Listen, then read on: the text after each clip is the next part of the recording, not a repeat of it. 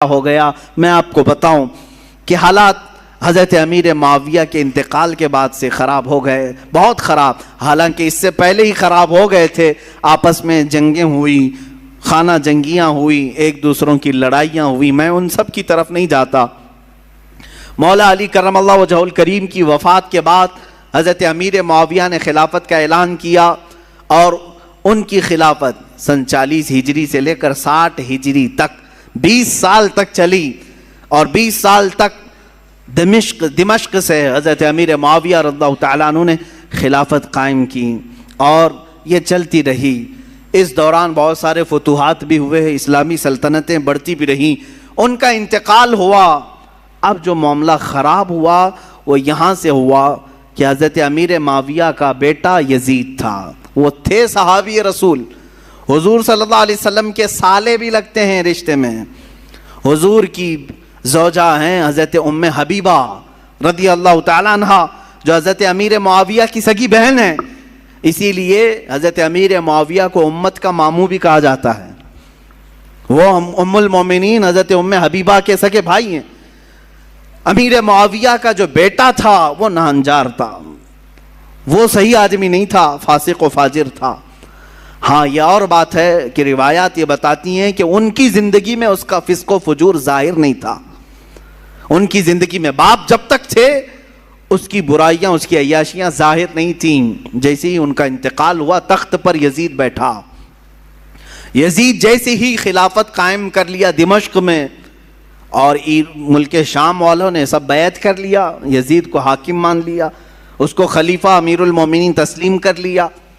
لیکن جو صحابہ تھے، بڑے صحابہ، انہیں معلوم تھا اس کے حالات خراب ہیں، یہ اچھا آدمی نہیں ہے. اس کا شراب پینا بھی ثابت تھا، اس کا نماز ترک کرنا بھی ثابت تھا، دن بھر اس کا بندروں سے اور جانوروں سے کھیلنا بھی ثابت تھا. یہ سب چیزیں جنہوں نے دیکھا ہے، کیا اسے اپنا حاکم تسلیم کر لیں گے؟ یہ ہمارا زمانہ نہیں ہے جو ہم کسی پاگل کو بھی حاکم تسلیم کر لیتے ہیں. ہاں یہاں کسی ڈمرو بجانے والے کو بھی ہم بٹھا لیتے ہیں، گدھے کو بھی سر پہ بٹھا لیتے ہیں. یہ زمانہ نہیں تھا، وہ صحابہ کا زمانہ تھا، وہ تابعین کا زمانہ تھا. وہاں نماز ترک کرنے والے کو بھی حاکم نہیں بنایا جاتا. تو یہی معاملہ ہو گیا. یزید کی خلافت کا اعلان ہونے کے بعد صحابہ میں آپس میں یہ باتیں گردش کرنے لگ گئی کہ آخر اس کو کیسے تسلیم کیا جائے. اس وقت جو خلافت کے امیدوار تھے، جو اہل تھے، وہ اور بھی صحابہ تھے.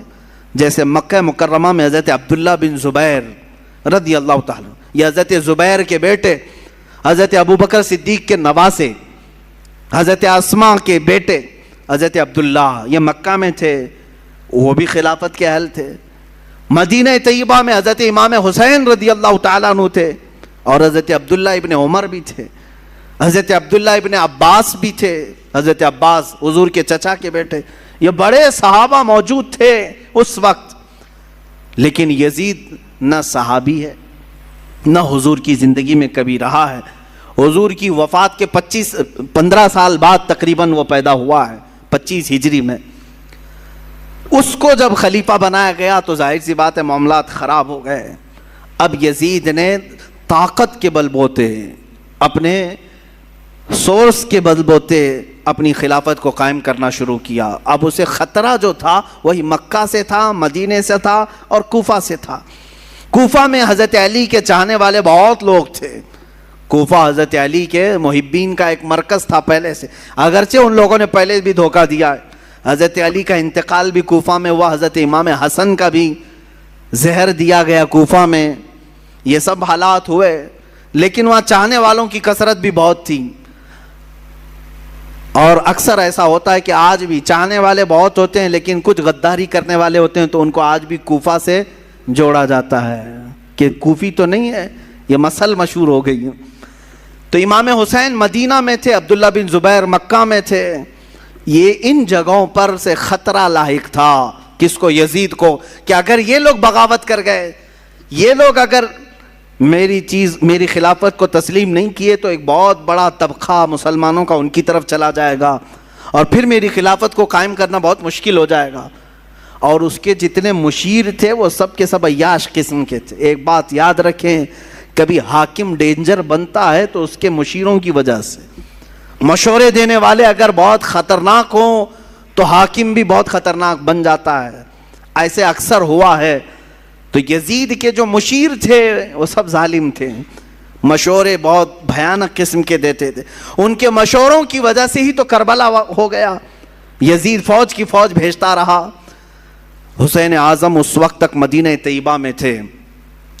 سیدنا امام علی مقام مدینہ طیبہ میں تھے, ان کا گھر مدینہ میں تھا, اہل بیت خاندان سب مدینہ میں رہ رہے تھے. اب یزید نے اپنا گورنر وہاں پر مدینہ طیبہ میں مقرر کیا اور سب سے پہلے بیعت لینے کے لیے مدینہ بھیجا, اور وہاں کے گورنر سے کہا حسین کو بلاؤ, عبداللہ بن عمر کو بلاؤ, اور جو مدینہ میں بڑے صحابہ ہیں ان کو بلاؤ اور ان سے میری بیعت لے لو, اور کہو کہ یزید امیر المومنین ہے, خلیفۃ المسلمین ہے. گورنر کو جیسے ہی آرڈر آیا ان تینوں کو بلایا اس نے, اس میں امام حسین بھی تھے. گورنر نے کہا خلافت قائم ہو چکی ہے دمشق میں, آپ حضرات تسلیم کر لیں, آپ یزید کو خلیفہ مان لیں. حضرت امام حسین فوراً کھڑے ہو گئے. کیا تم مجھ سے ایسے کو خلیفہ ماننے کو کہتے ہو جس کی نمازوں کا کوئی ٹھکانہ نہیں, جو عیاش ہے, فسق و فجور میں مبتلا ہے, جو عورتوں کا دل دادا ہے؟ میں ہرگز تسلیم نہیں کرتا. آپ اٹھ کر کے چلے گئے. اس کے بعد جب یہ بات یزید کو پتہ چلی تو گورنر کو سخت آرڈر آیا کہ یا تو ان کی بیعت لے لو یا تو پھر ان کو قتل کر ڈالو. اتنا سخت حکم آیا تو جو گورنر تھا مدینے کا اس نے امام حسین کو بلایا اور کہا میں نہیں چاہتا کہ رسول اللہ کے گھر والوں کے ساتھ میں سختی کروں, اور مجھے میری نوکری کی بھی فکر ہے. میں اگر آپ کے ساتھ سختی کے ساتھ معاملہ نہ کروں تو یزید مجھے مار ڈالے گا, بیچ کا کوئی راستہ نکالیں. تو امام حسین نے کہا ٹھیک ہے, میں بیچ کا راستہ یہ نکالتا ہوں کہ میں مدینے سے نکل جاتا ہوں, میں مدینہ طیبہ سے ہی نکل جاتا ہوں تاکہ تجھے کوئی سختی وہ نہ کر سکے. اس نے گورنر نے کہا ٹھیک ہے آپ یہ کام کر سکتے ہیں.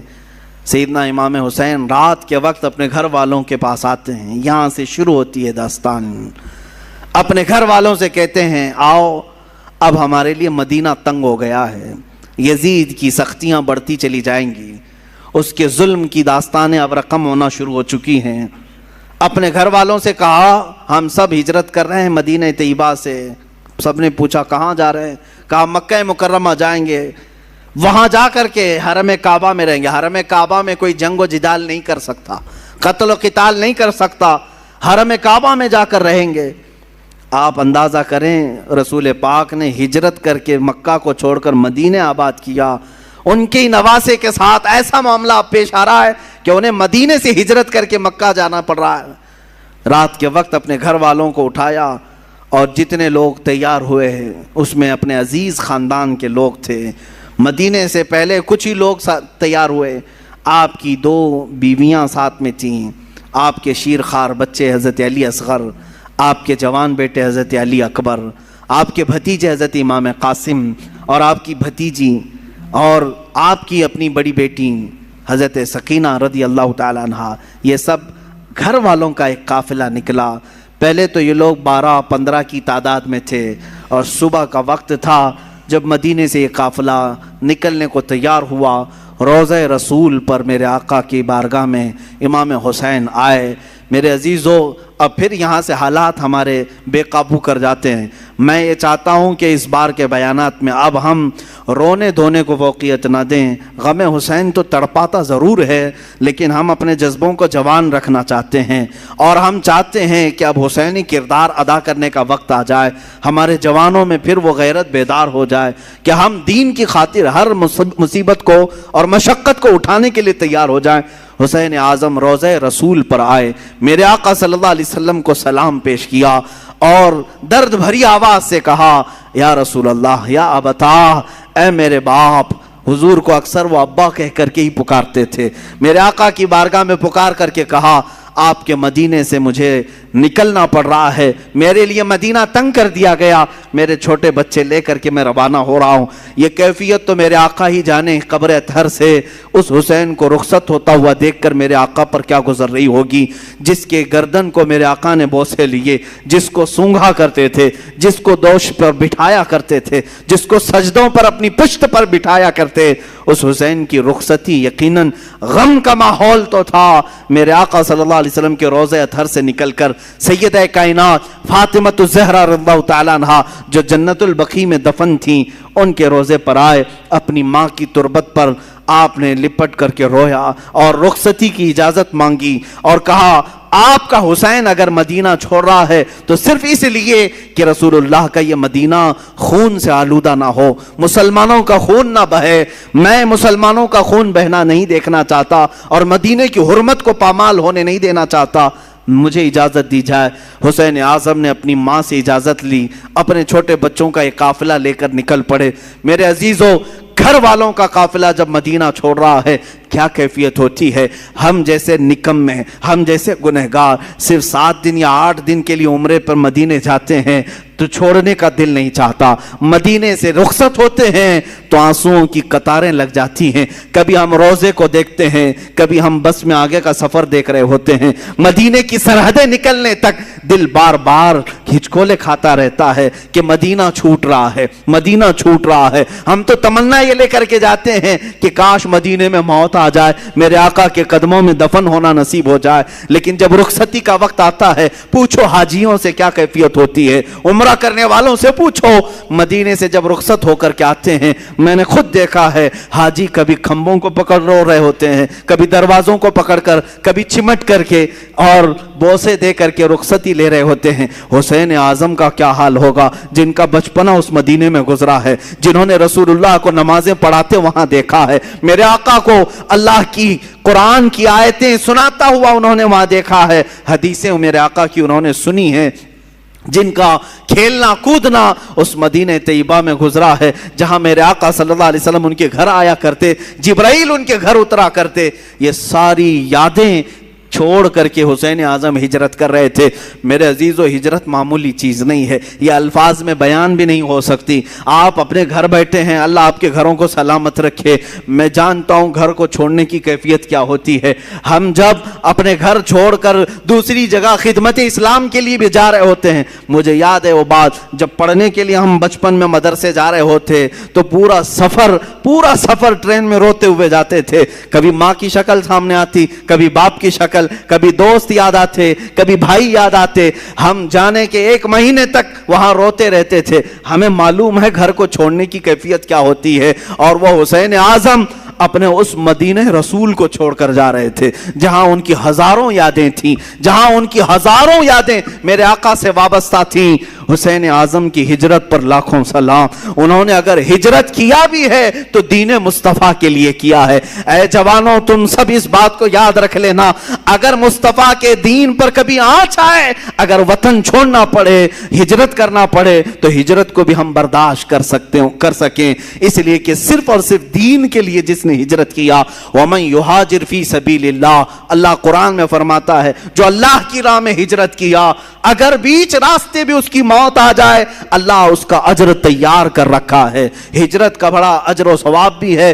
میرے عزیزو, دین مصطفیٰ کے لیے یہ اٹھایا حسین اعظم نے سارا کشٹ, ساری مصیبتیں, ساری مشقتیں. یہاں سے نکل کر کے مکہ مکرمہ کا سفر کیا. مکہ مکرمہ جب پہنچے, امام عالی مقام, یہ شعبان کا مہینہ تھا اور شعبان کے بعد ٹھیک رمضان آنے والا تھا. مکہ والوں نے استقبال کیا اور اچھے سے سارے لوگ ملنے جلنے لگے اور کہا اچھا کیا آپ نے یہاں تشریف لائے, امن و امان کے ساتھ رہیں. یہاں تک تو معاملہ سب ٹھیک ہی تھا. امام حسین اگر مکہ ہی میں رہ جاتے, وہیں پر طواف کعبہ, حرم کعبہ میں مقیم رہتے تو کچھ ہونا نہ تھا. لیکن کیا کریں, قدرت کا لکھا ہوا وہ غالب آ کر رہے گا. ان کی شہادت اچانک نہیں ہوئی ہے میرے عزیزو.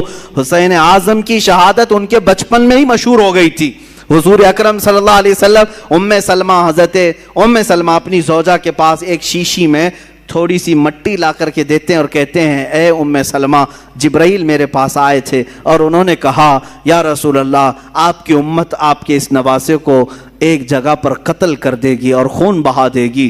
میں رونے لگا تو جبرائیل اس جگہ کی مٹی بھی لا کر مجھے دے گئے۔ ام سلمہ کہتی ہیں میرے آقا نے وہ مٹی مجھے دی اور کہا جس دن یہ مٹی سرخ ہو جائے سمجھ لینا اے ام سلمہ میرا بیٹا شہید ہو گیا، میرا نواسہ شہید ہو گیا۔ یہ کب میرے آقا نے بشارت دی تھی؟ جب حسین اعظم کی عمر ابھی 5 سال کی تھی۔ 5 سال کی عمر میں ہی ان کی شہادت کی خبر مشہور ہو چکی تھی۔ پھر بھی لوگ کہتے ہیں حضور کو پیٹھ پیچھے کا علم نہیں تھا جو اپنے نواسے کی 50 سال بعد ہونے والی شہادت کی خبر دے رہے ہوں۔ میرے آقا صلی اللہ علیہ وسلم غیب دان نبی ہیں۔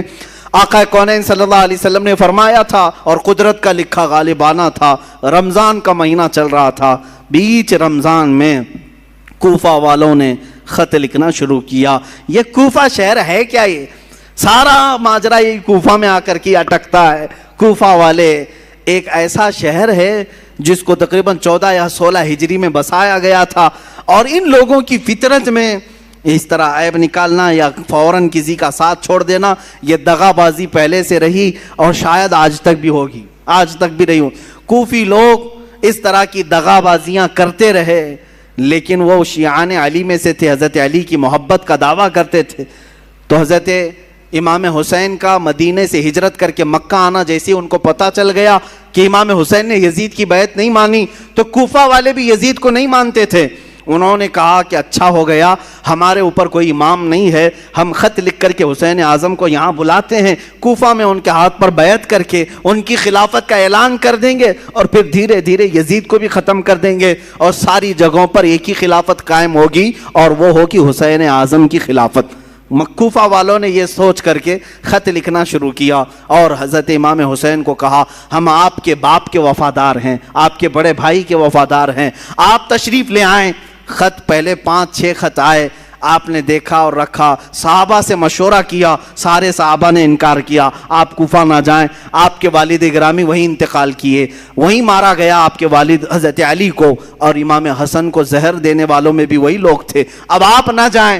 تو مشورہ ایسے ہی ہوتا رہا، ٹلتا رہا، خط پہ خط آتے رہے۔ ایک وقت ایسا آیا کہ 56 خط ایک ساتھ آئے، بعض روایات میں کئی 100 خط آئے جس میں سب مہریں تھیں، سائن تھی، دستخط تھے، اور اس میں آخر میں یہ خط آ گیا اے حسین اعظم اگر آپ نہیں آتے اور قیامت کے دن ہم سے سوال ہو گیا کہ تم نے یزید جیسے فاسق و فاجر کی بیعت کیوں کی، تو ہم کوفہ والے کہیں گے اے اللہ ہم نے رسول اللہ کے نواسے کو بلایا تھا، وہ نہیں آئے، اس لیے ہم نے یزید کی بیعت مان لی۔ حسین اعظم کو یہ بات بہت لگ گئی، کہا ان لوگوں نے تو ایسی بات رکھ دی ہے، قیامت کے دن اگر مولا مجھ سے سوال کر لے کہ حسین تم اہل تھے خلافت کے اور لوگ بلا بھی رہے تھے، تم نے ان کو یزید جیسے فاسق و فاجر کے حوالے چھوڑ کر مکہ میں امن و امان کیوں لے لیا؟ تمہیں جانا چاہیے تھا، میں کیا جواب دوں گا اللہ کی بارگاہ میں؟